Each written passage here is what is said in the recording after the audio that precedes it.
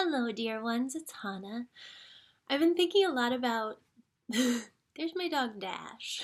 I've been thinking a lot about the concept of power this week. I was remembering um, back with someone that I love about a time when I was in my late 20s and I was going to see an acupuncturist that would sit with me while I had my sessions and talk to me about Zen philosophy. I was going through a lot of struggles at that time, and one thing that he said really changed my life, and that was the idea that we each have power over how we feel and what we do with that.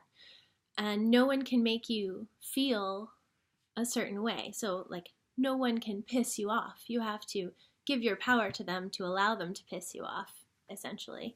Um, no one can.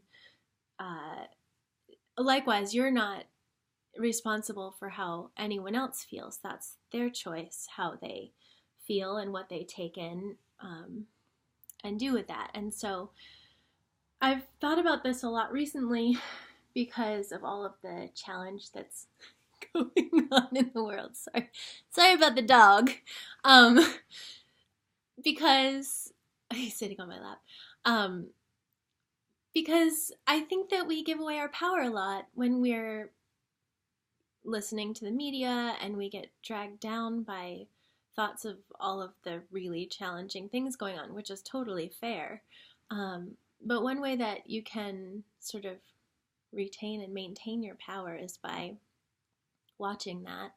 And if it's going to get you dragged down to the extent that you can't function or can't show up in the world in a positive way, or if you feel like it's depleting or deflating you, it might be worth looking at to re-examine how you get your media.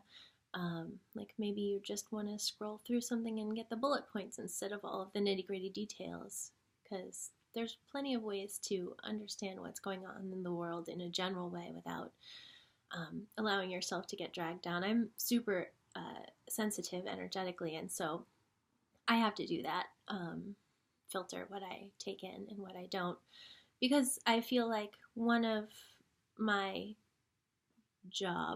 missions in the world is to be a light for people and shine that light, and that's really important to me, and I just know for myself I can't do that if I am getting dragged down. So I intentionally try and make choices that support me feeling good so that I can then feel good and help others by sharing that, because I find that when I am joyful and shiny and bright, I see a lot more people that I come across smiling back at me.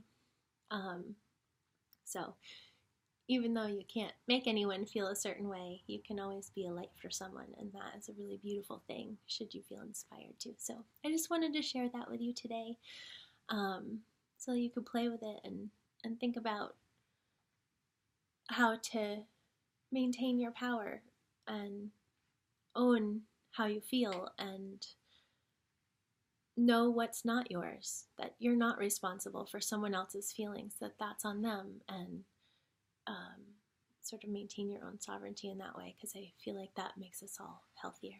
So sending you lots of love wherever you are, and I hope that you have a beautiful day.